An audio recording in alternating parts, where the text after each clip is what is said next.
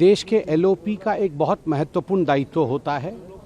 बहुत रेस्पॉन्सिबल तरीके से देश के एलओपी को बिहेव करना होता है, विशेष करके जब एलओपी विदेश की भूमि में होते हैं।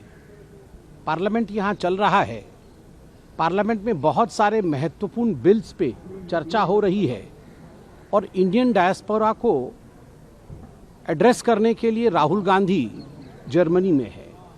आज हमने देखा कि म्यूनिक के BMW की फैक्ट्री में राहुल गांधी जी का पदार्पण हुआ और वहां राहुल गांधी जी ने उनके मैन्युफैक्चरिंग को आगे बढ़ाते हुए, उसकी बड़ाई करते हुए यह भी कहा कि मुझे दुख है कि भारत की मैन्युफैक्चरिंग अच्छी नहीं है, the manufacturing is poor in India.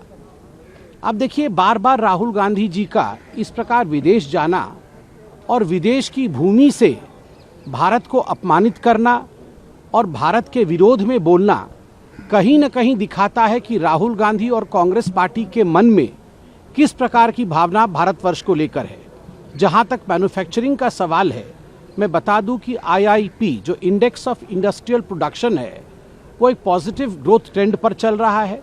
आप सभी जानते हैं कि जुलाई 2025 में जो मैन्युफैक्चरिंग सेक्टर का ग्रोथ रेट था भारतवर्ष में, वो एक रिकॉर्ड 5.4% पे ग्रो कर रहा था और सितंबर 2025 में 4.8% पे ग्रो कर रहा है। और अभी जो भारत का GDP रेट है वह 8.2% है, विश्व का सबसे अच्छे GDP में से एक है। स्वाभाविक रूप से 17% लगभग कंट्रीब्यूशन मैन्युफैक्चरिंग के कारण हो रही है।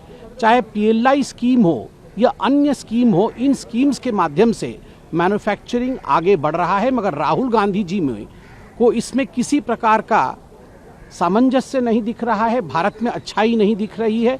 Rahul and responsibility can never move together. और जब भी देश के बाहर जाते हैं, कहीं न कहीं सदन का अपमान और भारत का अपमान करके आते हैं।